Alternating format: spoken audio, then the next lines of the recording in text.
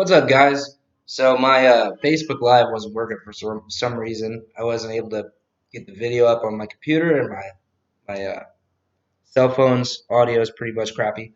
So I'm gonna do this video here on a YouTube. So what I want to talk about today is how you deliver yourself out of just a shitty circumstance. How do you pull yourself up? And one of the things I want to talk about is the law of attraction because that's one of the things that has really helped me in my life, and it's been able to be like the only spiritual foundation that I know of that puts me in charge over my thoughts, puts me in charge over my life on the good and the bad things that I'm inviting and creating everything. Whereas if I have that outside issue with either God is in charge or my friends and family dictate things. I'm either unlucky or lucky. Like I'm screwed. Either way, I'm screwed. I can't allow that in my life like that. I have to know that I have 100% power to get out of it.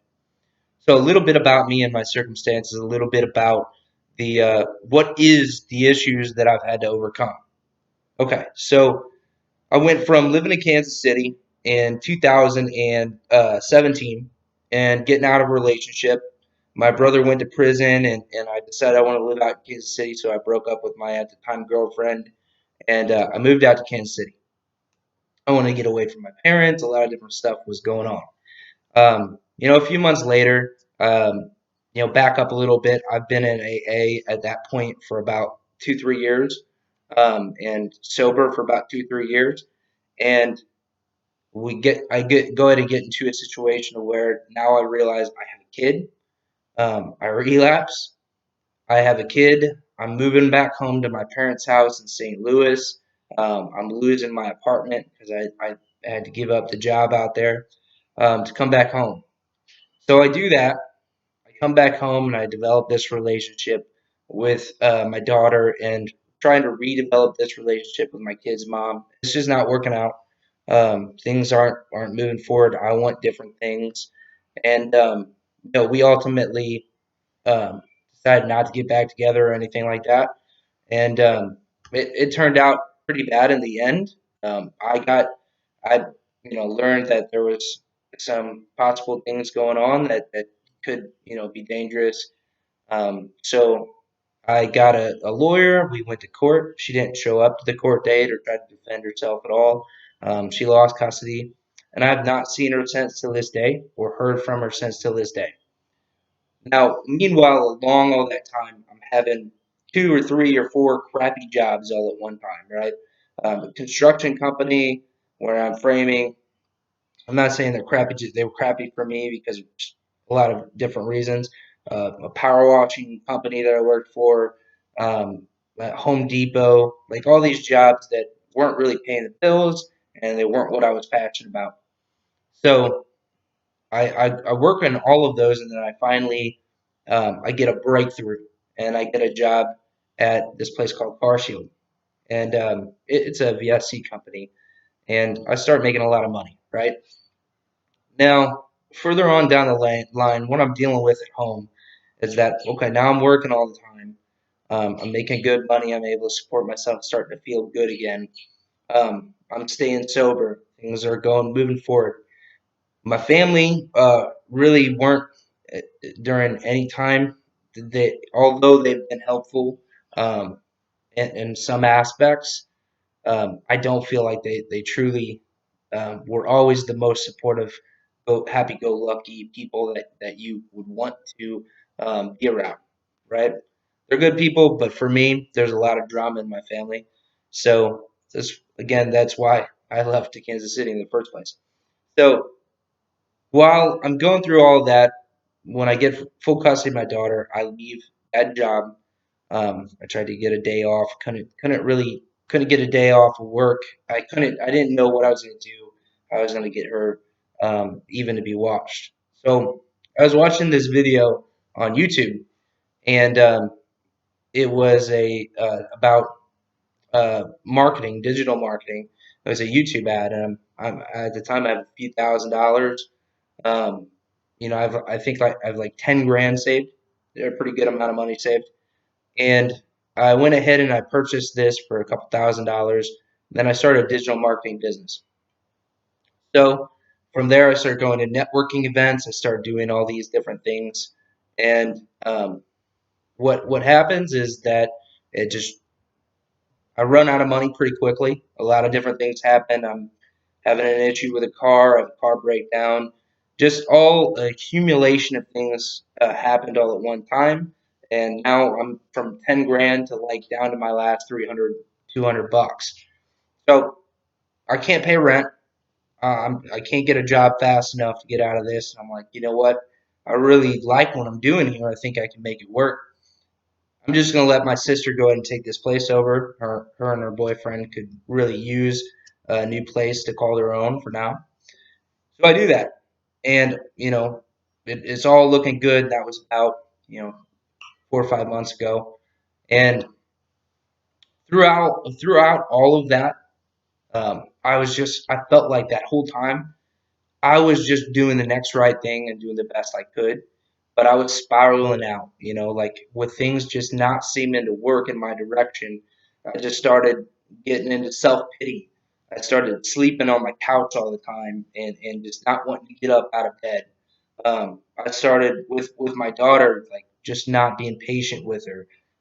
She's not, coronavirus started going on a little bit later on in this story, and then she's not even allowed or able to be in daycare by the time I have the money to do it. So during all this period of time, what I'm struggling with is these things that I cannot control. I can't control that my kid's mom left. I cannot control that my family and me don't get along. I can only control my part in that, and there's not a whole lot there.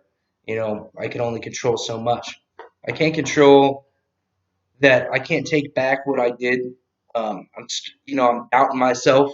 I begin doubting myself. Like, did I do the right thing when I left that job? Was it the right thing for me to do? Was it the right thing for me to do to start this business? And because of all the consequences that are going on and all the things not working out, you come to the conclusion, well, damn, I screwed up. And where the fault is there is that you didn't screw up. You did the best you could with the information that you had at that time, and you did what you were supposed to do. And I just beat myself up about that. But as I'm going along, and now as my life's starting to get a little bit better, I'm moving back into my place.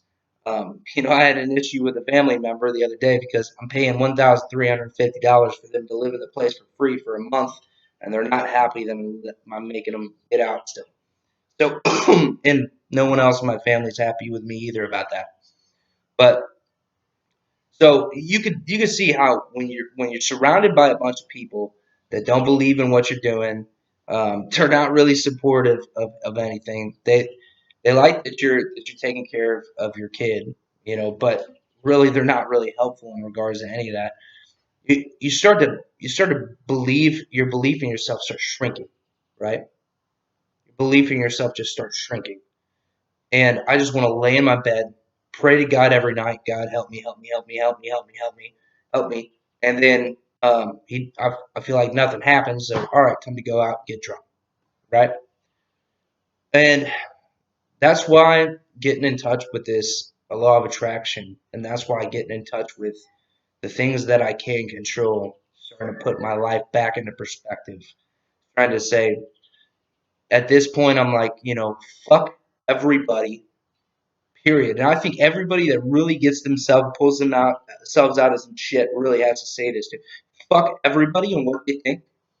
And I'm not wasting my time with anybody that's not going to move me into the direction I'm wanting to go because I can't afford that.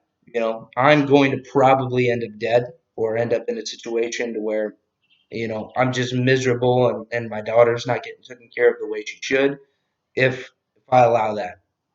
Meanwhile, you have everybody else's opinions on what you got to do during that time. So the only thing I have control over when I wake up is I have control over, okay, what are my thoughts going to be today?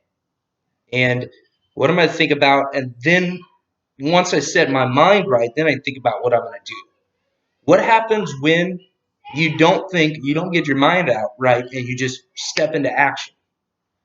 Well, what happens is now all of a sudden you're over here doing this shit that ain't gonna move you forward because you're stressed about it, right? Someone calls you up on the phone and says, "Hey, Anthony, I got this power watching job that you did 6 months ago, and now it's got this issue.